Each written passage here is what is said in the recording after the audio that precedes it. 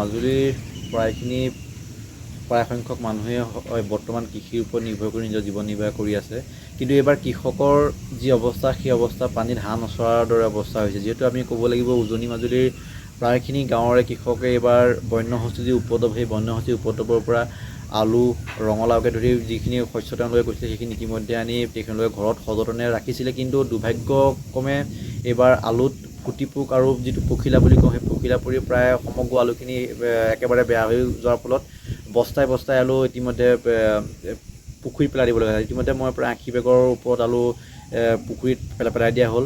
আৰু এই এপাশতে আপোনালোকৰ মাধ্যমৰ যোগেতে মই এটা কথা ক'ব বিচাৰিছোঁ অসম চৰকাৰক যে অতি শীঘ্ৰেই মাজুলী যিমান পাৰে সোনকালে এটা কুল হাউচ অথবা খিতলি ঘৰৰ ব্যৱস্থা কৰিব লাগে। যিহেতু এটা যদি কুল হাউচ থাকিলহেঁতেন আজি মোৰ দৰে কৃষকে বস্তাই বস্তাই আলু পিছফালৰ পুখুৰীত পেলাই দিবলগীয়া অৱস্থা নহ'লহেঁতেন। সেয়েহে খিতলি ঘৰটো মাজুলীত খুব প্ৰয়োজনীয় আৰু যিমান পাৰে সোনকালে মাজুলীৰ জিলা কৃষি বিষয়াসকলে ইয়াৰ ওপৰত এটা পদক্ষেপ ল'ব লাগে যে বিভাগীয় যিজন মন্ত্ৰী পৰৱৰ্তী সময়ত কৃষিমন্ত্ৰী হিচাপে দায়িত্ব লাভ কৰিব, তেখেতক মাজুলীৰ পৰা এটা প্ৰস্তাৱ দিব লাগে যে অতি শীঘ্ৰে মাজুলীৰ এটা খিতলি ঘৰ ব্যৱস্থা কৰিব লাগে, যাতে মাজুলীৰ কৃষকে মাজুলীতে সেই যি তেওঁলোকৰ যি কৃষিজাত শস্য, সেই শস্যসমূহ বহুত দিনলৈ যাতে সতেজ কৰি ৰাখিব পাৰে। আৰু যেতিয়া বজাৰ মূল্য অধিক হ'ব, সেই বজাৰ মূল্য অধিক হোৱাত তেওঁলোকে সেই বস্তু আনি বজাৰত যাতে বিক্ৰী কৰিব পাৰে, তাৰ এটা ব্যৱস্থা কৰিবলৈ মই মাজুলী জিলা প্ৰশাসন বা মাজুলী জিলা কৃষি বিষয়াক ইয়াৰ ওপৰত এটা উচিত পদক্ষেপ ল'বলৈ মই আহ্বান জনাইছোঁ।